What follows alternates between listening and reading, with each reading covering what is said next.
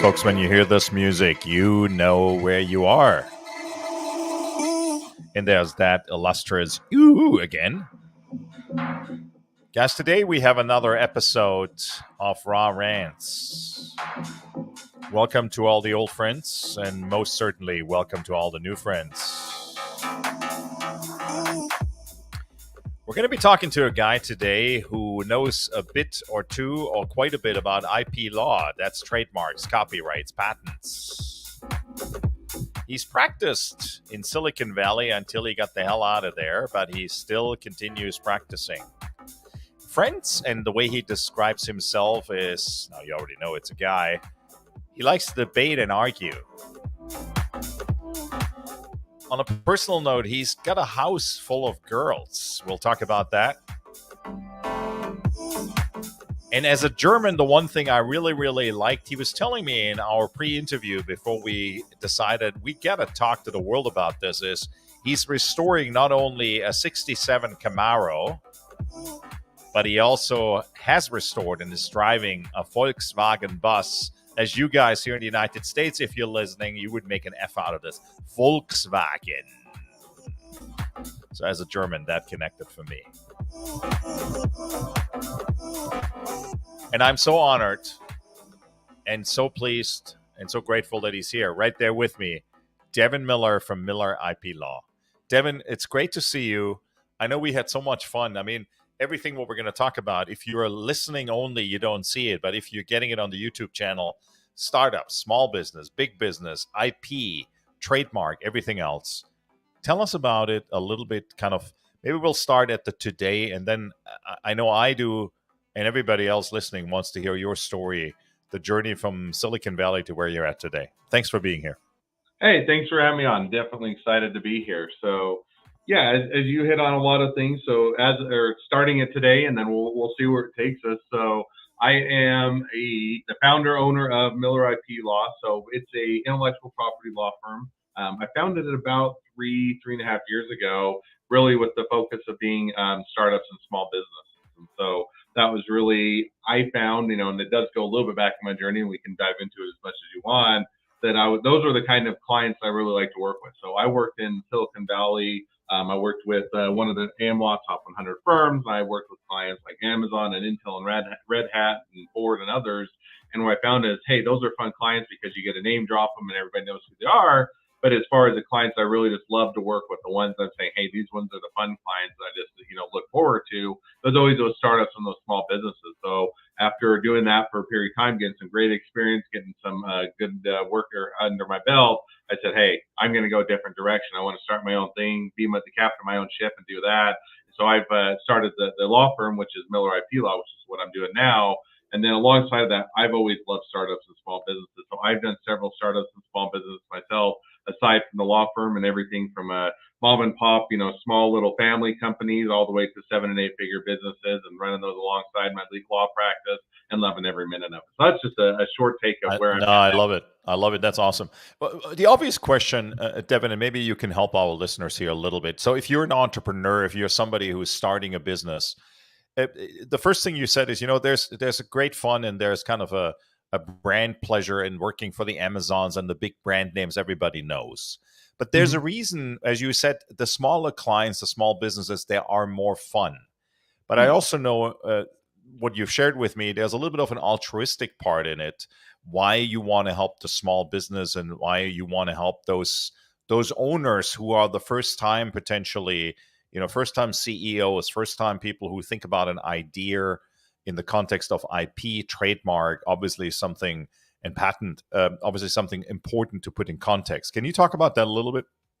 Yeah, no, and you're absolutely right. And that was a little bit, or more than a little bit, a big motivation. So working with the big firms, they are set up to help the big clients, which is where they make their money. Nothing wrong with that. They're making a good living at it.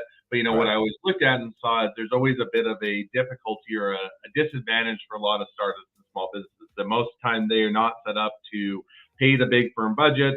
And two, they're not going to get the same level of attention and explanation. And, a lot of times with the big firms, they already have in-house counsel. They have attorneys inside the company that manage a lot of it, already know the direction. And yet if you're and I know because I've done it as well, but if you're a startup or small business, you're looking saying, I think I need a patent or I need a trademark, but I'm not even 100% sure what they are or if I need That's them. right.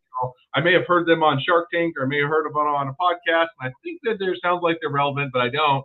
And so there isn't a lot of that resource. There isn't a lot of that guidance or that teaching because large law firms are set up to service a lot of the big clients that don't need those guidance and that teaching. And so a lot of it for me was, hey, I've already done startups and small businesses. I know what they go through. I understand a lot of their journey. And what I'd like to do is provide them the same level of service so they're getting the same level of quality, Yeah. same level of representation, and to some degree better representation because you're Right. getting a lot of that explanation. And so that's Right. where I really said, hey, let's set up a firm that focuses on the startups and small businesses so that they're able to compete better. I love that. Give us a little bit, maybe, somebody who's listening may say, okay, great, he just hit really on something. I have no idea. What's the difference between a copyright, a trademark, and a patent? Kind of the 30-second university for people, and maybe we need 45 because they are complicated and they change like every week depending on the flavor of the food, the ice cream, and the day of the wind, where the wind blows from. Yeah, that should be easy. I only went to school for, let's see, 9.5 years. So condensing that down to 30 seconds. All right. So 39.5 years into 30 There you go. is so umbrella term. Intellectual property is an umbrella term. So if you hear about it, it includes patents, trademarks, copyrights. A lot of times if people are talking about intellectual property, it can be one or all of the above. Now, if you're to break down what is a patent, trademark, copyright, easiest way for me to think about it is a patent goes towards invention, something that it does something, has a functionality, utility to it. If it's an invention, it falls under a patent. It allows you to protect all the blood, sweat, and tears you're putting into it. Trademarks are going to go more towards brand. So if you're to think of a name of a company, name of a product, a catchphrase, a logo, something of that nature that's really identifying of your brand, that falls under trademarks. Copyrights are the last one, and that's more on the creative side. So if you have a picture, a book, a painting, a sculpture, a podcast, a video, anything that's more on the creative side, that falls under copyrights. And really, all three of them, there's kind of two reasons why I go after them. One is a defensive posture. You're wanting to make sure you're able to protect what you're investing and you're putting all your time, money, and effort into. And two is you're building an asset into your business that allows you to have something that's investable, that to a degree is tangible, and you can otherwise buy, sell, license, or get increased evaluations with it. So that's the best way I can take much bigger discussion and condense it down into a short explanation. I love it. I love it. I can't say it's right or not, but I know it's right. But the point is, that was awesome. Thank you for doing that, because I think, a lot of people listening here, and even, mature business people, sometimes we struggle with, what are we going to do with this? Has it been out on the market? Have we talked too long about it? Have we make it part of public domain? Can we still copyright it, trademark it, patents, et cetera, et cetera? And I would think also, in the work you do, one of the things I know about you, you are very, very sensible about pricing and about really supporting business owners and startup business in a very I'll leave it at that. I'll let you talk more about it in a supportive kind of a way. Can you talk about that a little bit more? Yeah, and I think to your point, one of the first things is I would always counsel within budgets and within ability and timeframes that you have, it's always better to do, whether it's patents, trademarks, copyrights, at least get a game plan or know what you're doing earlier the better. There's timelines, there's deadlines that you should be aware of. You mentioned some public disclosures, how long you've been out in the marketplace, all can impact your business. Now, with that said, I also get, as a startup or a small business, you always have more things to spend money on than money to spend. And you're always looking to say, great, if I had unlimited budgets or a big budget, I would get started on all of this. And yet I don't. I got to figure out, am I doing rent? Am I doing payroll? Am I doing marketing? Am I doing sales? Am I Right. doing inventory? Am I doing, any one number of things? A lot of times you tend to push legal on the back burner just because, one, you don't know and understand it. Two, it sounds like it's going to be expensive. And three, you're saying we can get that done down the road. So I get all of that. Now, with that, a lot of times to address some of those concerns and to help people to know what they should do, what it will cost, and kind of how you approach it, I looked and said, if I were to be a startup or a small business, which I've done, and I were to go to tackle that, what are some of the concerns that you oftentimes have? One is you don't want to go in and talk to an attorney if they're going to charge you right out of the chute. You don't even know if you need this. You don't say, I'm a startup and we're working on a shoestring budget. I don't even know if I need a patent or a trademark or a copyright. And I definitely don't want to go spend hundreds of dollars for an attorney just to tell me I don't need any of this or they can't help me. And so we started with strategy meetings where we I love it. Let me jump in there for a second, because I think one of the things I hear from company owners a lot is this hesitation, as you just alluded to. Well, I don't really know what I need, and oh my God, who am I going to talk to? If you would give a recommendation to a business owner who's starting, who's kind of getting into this groove of, I want to build my business, I have an idea, or maybe they already got some. For the purpose of this discussion, let's say they already have some intellectual property, but they don't really know what that means. sure. What would you tell them? What would you tell the guy, the girl, the woman, the man listening here, or the group of co-founders listening here, in saying, look at this, and then here's the best way how you approach a guy like Devin, saying, hey, we want to sit down with you, a consult, whatever it may be. How would you recommend to them to approach that? Yeah, few things that I would consider. One is take 5 minutes and do a Google search. Now, don't listen to all the myths on the online. There's plenty of wrong advice and bad things, and you go look up poor man's patent, and then you get down a whole rabbit hole that can hurt your company. But take a few minutes to at least research it. Yeah. Now, once you've researched it, I would even say, let me back up, and before you go and research it, the biggest thing that you would want to do before you ever come and do even a free consult is to think about what is the core of your business. And that's a lot of times what people don't think about. They say, well, we've got a brand, we've got an invention, maybe we got a few copyrighted materials, we got our own images, so we need all of it, right? And I said, well, yeah, in an ideal world, if you wanted to go and be as aggressive and get all the protection you could, sure, go get all of it. But when you're looking at saying, how am I going to triage this? Look at what the core of your business is. Yeah. In other words, are you an invention company? Do you make really cool technology or great inventions, something that is different, that's unique, that's not out there? If that's the case, then you really should look at patents, because that's what it covers. On the other hand, you might say, hey, we don't really invent things. We are a services company, or we are a great at customer service or marketing or being unique, or we're a local mom and pop shop, all those things. And so, hey, we got a great brand, and that's what we focus on. Yeah. Or maybe you're saying, I'm writing the next Harry Potter or Tom Clancy or Lord of the Rings, whatever genre you like, and saying, that's where my value is. And I'm writing this great book that everybody's going to love. And then you're doing a copyright. But you need to step back and say, what is the core of my business? Because that's really where you're going to, when you talk with an attorney, once you know the core and say, this is where we make our money, this is what the business is really about, then it guides our direction better than anything else. Then spend 5 minutes to get a very basic knowledge or understanding, so you at least feel comfortable talking with it, and then you go talk with an attorney. This is so interesting, Devin. And if I may say this quickly, and you know this much better, and please stop me when I say something that's either incorrect or you want to add something to that. One of the things that I learned early on in my first business, it goes back into the late 90s, is the definition of what it is that you do, how it's then written in the patent or in the trademark or in the copyright for that matter, is so technical and so philosophically in words correct that an and or a but or whatever else the terminology is in that writing of the patent can actually mean $1 or a million or multiple digits of millions. It's unbelievable. Isn't that correct? Yeah, no, that's absolutely correct, especially when you get into patents and less so into trademarks. If you're looking at a patent, the difference between an and an or can mean the difference between, hey, it's an easy thing to design around versus a very difficult thing to design. Does it have a big, broad coverage, or does it have very narrow, specific coverage? And that can be a much difference in evaluation. So, and that's the nuances that I think a lot of times people overlook and they don't understand, rightly so, because you're saying 100%. It looks about the same. What does it matter? I mean, the reason why I brought it up is because, to your point, get clarity of what it is that you do, how you do it, and what are the tools, the resources, the knowledge. As entrepreneurs and VCs always like to ask the entrepreneur, "What's your secret sauce?" Right? And get that clear, and then I think the clearer you get that, then easier it is for a guy like you then to probably help them. Is that right? No, absolutely. So the clearer you're at on that, if you walk in and say, hey, we got a business that's making some good money and we want to protect it, then we're going to say, okay, here's the things. Do you need a patent? Do you need a trademark? Do you need a copyright?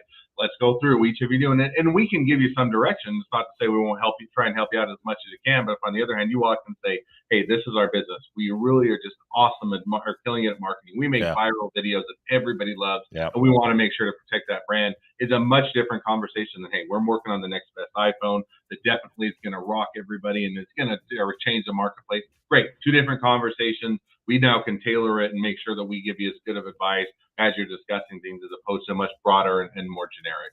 Yeah. I mean, the other thing I really, really loved about it, what you shared with me before, is if somebody reaches out to you, tell us where are you located now? I know you work in various areas, but what's your predominant area of activity these days?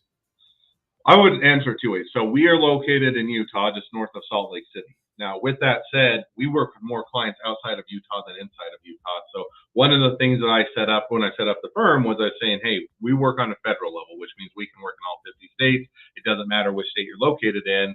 And so if we're going to do that, do we need the big high rises? Do we need the big company or big offices? Well, no, because we're really setting ourselves up to work Yeah, with people more remotely. So let's focus on that. So we're located in Utah, but we have clients everywhere from California, Washington, Alaska, Hawaii, New York, Utah, Colorado. I mean, take a state and we probably have a that's client awesome. there. And it's because we're setting it up we're helping startups and small businesses, which Yeah. means it doesn't matter where you're located as long as you're wanting help in the U.S. Yeah. I think that's the piece which I thought was so interesting also. I heard that model years ago, kind of the flat pricing, right? Because I think one of the things I remember, not I think, I know one of the things I remember nightmarishly, so to speak, is the unpredictability of legal expenses. Oh, we're going to do this patent research and we're going to do a simple research and then we're going to do a full research. Um, and there's a difference between five and a half, $6,000 just in that piece. And then back my days, and I don't know what the actual going rates right now for the top guy, but we started at like 350 for the associate. And I remember having a conversation in one of my first startups with a guy from a law firm here. And if anybody listens from Goodwin Proctor, back then it was Goodwin Proctor and Hoare. You guys were awesome, awesome, awesome, generous, but also knowledgeable and everything else. And we were working with the labor relations group there. And we had a conversation out of a conference room in Boston with the guy who was the top guy in New York. And I remember my local attorney signing me, be a little shorter in your expressions because you're talking at $750 an hour. And that was back in 1997, 98. Mm. I'm sure that the pricing has not come down. Um, Talk about flat pricing a little bit, and not. I'm not asking you to say here's our pricing, but why do you think that's so important for people, and how has it influenced your philosophy of being also a business guy as an attorney?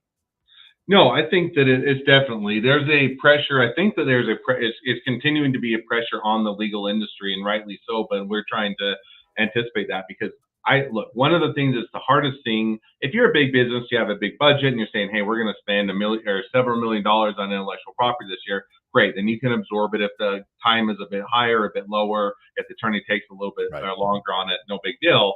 If you're a startup and you're saying, hey, we have a limit, we got investors, we have maybe it's bootstrap, we have a limited amount of budget, we're not able to go and absorb and say, we go and, the worst thing that oftentimes goes in, you go to the attorney's office and they say, well, how much is this going to cost me? And says, well, we bill it X amount an hour, whether that's $500 an hour, $1,000 an hour, $200 an hour, and you go depending on the firm you go to, and then they say, this will take us anywhere from 10 to 20 hours. And you're saying, okay, 10 to 20 hours, that's difference between maybe $5,000 and $10,000, and I'm looking and saying I got a budget for this, and it just makes it incredibly hard for businesses to even have an idea of what they should set aside or how much they should anticipate. And that's only their estimate. And almost every time or every firm I know, their estimate is always low, and it always seems to come in even higher than that. And it feels like it's always an open-ended check. And so thing that I like and what we set it up is saying, hey, what we want to do is provide a lot more, first of all, Yeah. transparency on the price and consistency, saying, hey, we're going to, you're coming to us. If you commit to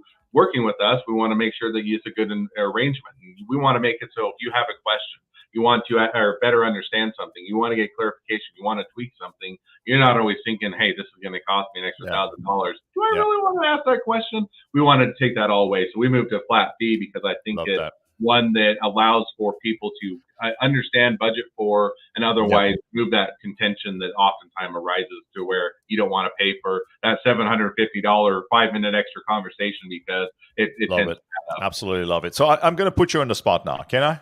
So, sure, go ahead. All right. So I years and years and years ago, I wrote in a legal magazine about core competency, and I said, you know what? Lawyers are a little bit like, and if you're a lawyer, Yako, write at me. I'm purposely being provocative. I'm purposely being polarizing here. You're like, you can find more sand on the beach or equal amounts of sand on the beach than you can find lawyers in a city like New York, Boston, Chicago, San Francisco. You just put the name there of a city and you can find them. The one thing which was always fascinating to me is that I realized very, very quickly that you can actually get the same legal advice from a guy at the corner store who's really knows his stuff well, or she knows his stuff well, than you can in a 40, 45 story high rise. The biggest difference is that when you walk into the conference room, there is cherry wood, there's bagels on the window, there's a beautiful Nespresso machine and coffee, and somebody dances for you on the way in and brings you in and sets you down. And there's a notepad and everything else. And for that, you pay, instead of $350 an hour, you pay $650 an hour. And I'm being purposely facetious here. Is there somebody looking at a law firm right now and saying, well, I'm going to go with, the big downtown firms, or I'm going to go with the guy who was at the downtown firm, but maybe set us up in the suburbs or wherever else he or she set up? What's your reaction to when I make that statement? I think there's a lot of truth to it, first of all. And I think that, every time at least for me, when I walk into a huge office building, immaculate and everything else, one thing is you say, wow, this is a really nice place. And then the second thing is how do they afford all this? And it's usually the clients that are paying, or not usually, it is the clients that are paying for it. But, the thing that I think is there, I'll give the one reason that I can think is justifiable that you go with that huge big firm that has a big name, that has a very expensive, and that is if you're trying to broadcast a message to the world, saying, hey, we're well funded. If you come and pick on us, we're going to take you to cleaners because we got tons of money and we don't care what you do. We're going to take you and we're going to sue you. And if you're trying to say we have the big firm name and we want to stamp it on what we're doing, maybe that provides value. Now, for 99% of the rest of the people, you're saying what we really need is we just need good protection. We need a competent attorney that does good work, that isn't going to run up the bill, that I can work with, that they pick up the phone, that they answer the email, that they're explaining why we're doing it. If that's what you're looking for, the big high rise with all the immaculate offices does not buy you any of that anymore. And so I'd say, if you're the very minute, hey, we need a big firm that's just stamping on there that we want that name, go for it. If on the rest of the especially started for small business, go for the one that's a reasonable price, that's going to be competent. Still do your homework, still make sure that they know what they're doing, but that you can find a lot more of that better bang for your buck than when you're just paying for somebody's nicer office. I love it. If are there particular companies you would say, you know what, if you're the business of the following nature, you should look at that immediately, or if you're in this particular domain, you should immediately think about, I don't know, patents, trademarks, copyrights. Are there particular industries that this day and age, late 2021, 22, is there anything that comes to mind where you say, well, these companies need to pay more attention than others just because the market is so volatile, or maybe the competition is so strong that first mover advantage, et cetera, really makes a difference here? I would almost or flip it the other way, because I would say most businesses or most companies are going to need a form of intellectual. Now, it's not all the same, but they're going to need a form of intellectual property. I'll give one exception. If you are the mom and pop shop, in other words, and I'm not knocking on them at all, they're great, and I love to support them. But if you're just serving a very small local community, a few blocks or maybe the city, and you don't have aspirations to grow, you're not going to be a nationwide brand. You really don't care if people in other cities or countries are going to compete with you, because you're saying, I just care about this local community. I wouldn't recommend you do much of anything, because there isn't a motivation or reason. If on the other hand, you're saying, I'm not going to be the mom and pop shop, we're going to go and dominate online, or we're going to go and sell into every retail store, or we're going to be a direct to consumer product. If you have aspirations of being a bigger company or having a bigger footprint, really across the board, you're always going to have an aspect of intellectual property. And then it's defining what is the core of your business, and what is that intellectual property that you need. I love it. I love it. I love it. Guys, I want to do a quick reset here. As if you've ever listened to Clubhouse, here's the reset, guy. We're talking to this guy right here. He's right here. No, I never know. This side. There he is. Right now, I got it right. Devin Miller. He's from Miller IP Law. We're talking about intellectual property. We're talking about the things you should be thinking about and want to consider. And while we're having a lot of fun, and now we're going to go to the fun part in the conversation. Devin, I got to hear a little bit more about, you have a house full of girls, because I think what's important to me always has been is human connection. That's the business I'm in. I'm grateful that you and I connected. You were gracious to connect with me. We talked about, you as the human being, because I think I like to give business to people who I connect with, people I like, people I respect. Um, and I'm sure that many of our listeners feel the same way. So if people, they've gotten a great idea now about what Devin is all about, but what they don't know about is, who is Devin? Talk to us a little bit about Devin and that house full of girls and that restoration Volkswagen bus and the Camaro. Yeah, that's a whole different or a whole story in and of itself. So I'll give it. I do have one son, so I can't completely. I don't want to exclude him. And he's going to say, "What happened to all the girls?" So I have 4 kids. So I That's have right. my oldest is a son, and then I have 3 girls right beyond that, or right below that. So my oldest is 11, youngest is 6. So we had all of them just one after the other, and it makes for a great time. Makes for a crazy time, but I love every minute of it. So that is the foremost for me is to focus on the family. So as much as Love business it. startups and law and all that excites me, I want to make sure that first and foremost I'm there for my kids to be a great father and a great husband. You brought up the Volkswagen bus and the Camaro, and I'd almost flip them in. I started out with the muscle car, loving the car, and I still do.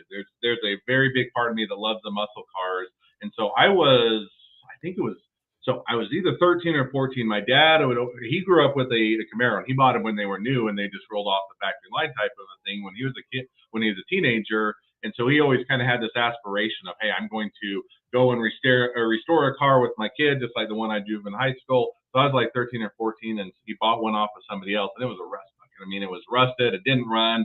It looked ugly. The headliner was they're sagging down. It's one of those where you see in a junkyard. And so, I was, 14, 15-year-old kid. I'm thinking, this is a piece of crap. Why would I ever want to drive this? And then, about that time, my dad was saying, well, maybe he doesn't interested, and I should just sell it.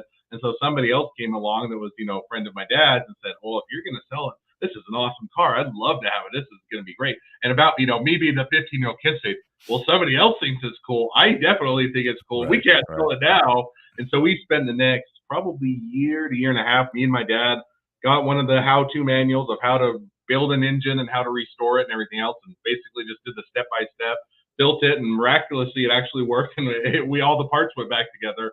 And that was the start. So me throughout high school, and I still have the car. It sits in my garage. My wife says I should drive it more, and I drive it on occasion when it's a nice sunny day. But that was the start of me just loving cars. And then as I got older, and now I'm having been married, have all the kids, and I wanted to say, well, the Camaro is a fun car for me, but it's really not a family vehicle. We can't all kind of hop into the Camaro and go for a drive.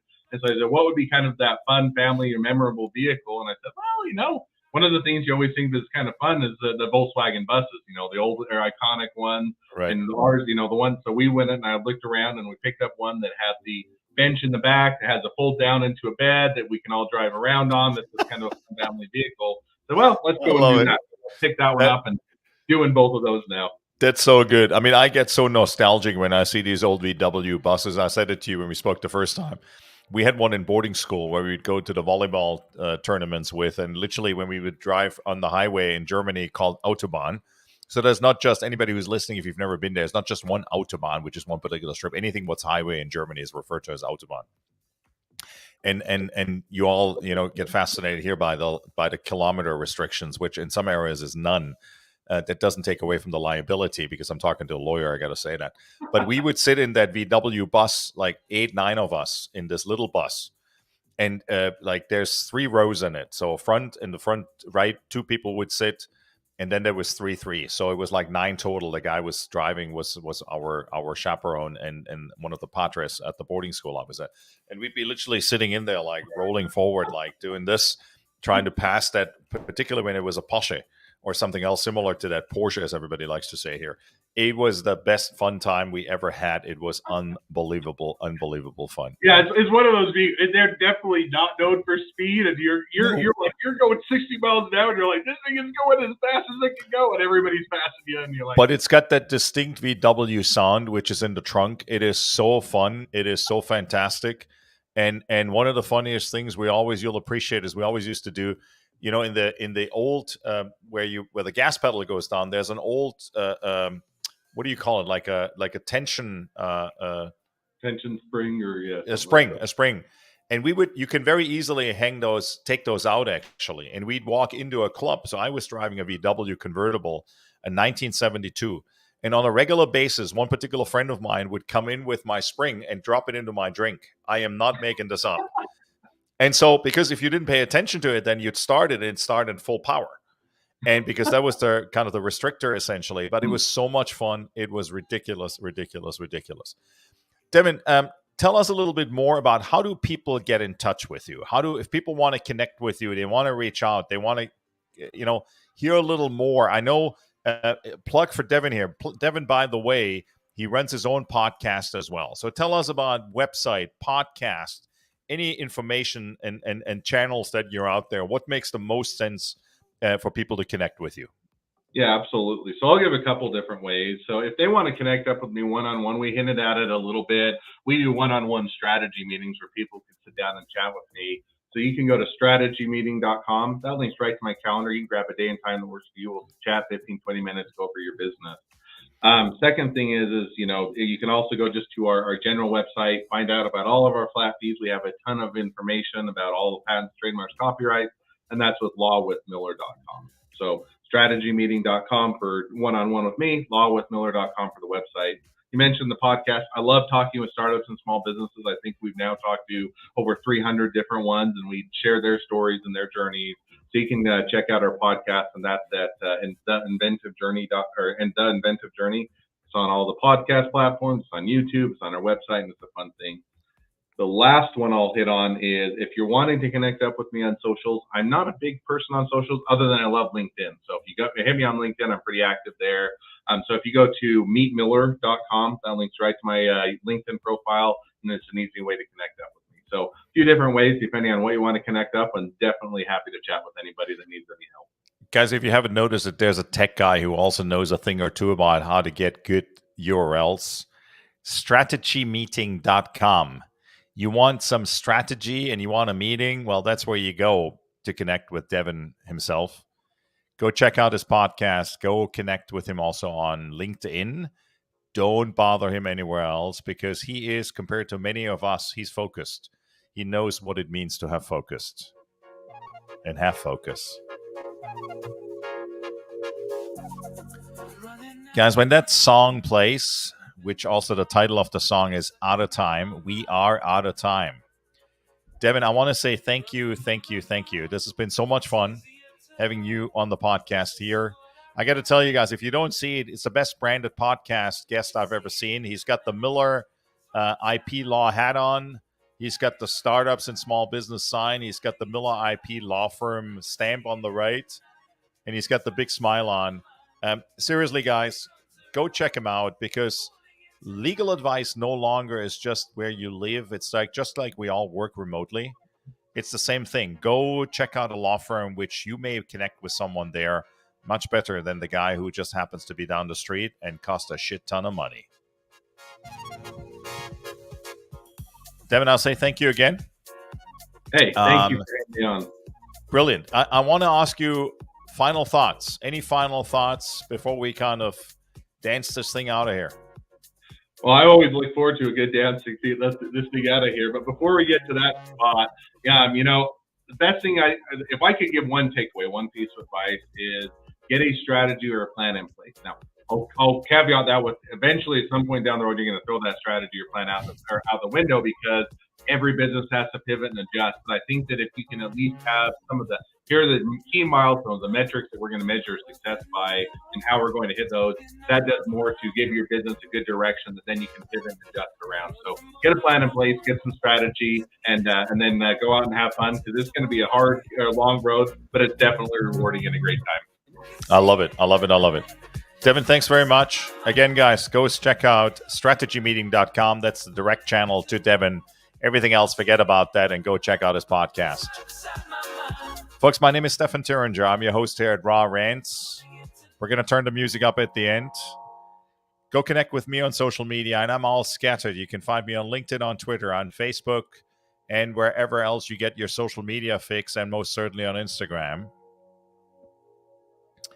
And then also, let us know any feedback you have to this episode or any other episode, any suggestions of things and people and guests you would love to see on our podcast. And if you are one of those people who wants to be on the podcast, go connect with me as well. And we'd love to have a chat and see if that makes sense. And our platform can be the megaphone for your message and the things you do and how you impact the world. We also have a website that's rawrants.com. And if you're a new friend, we'd be grateful if you hit the subscribe button. We're on all major platforms if you haven't noticed that yet.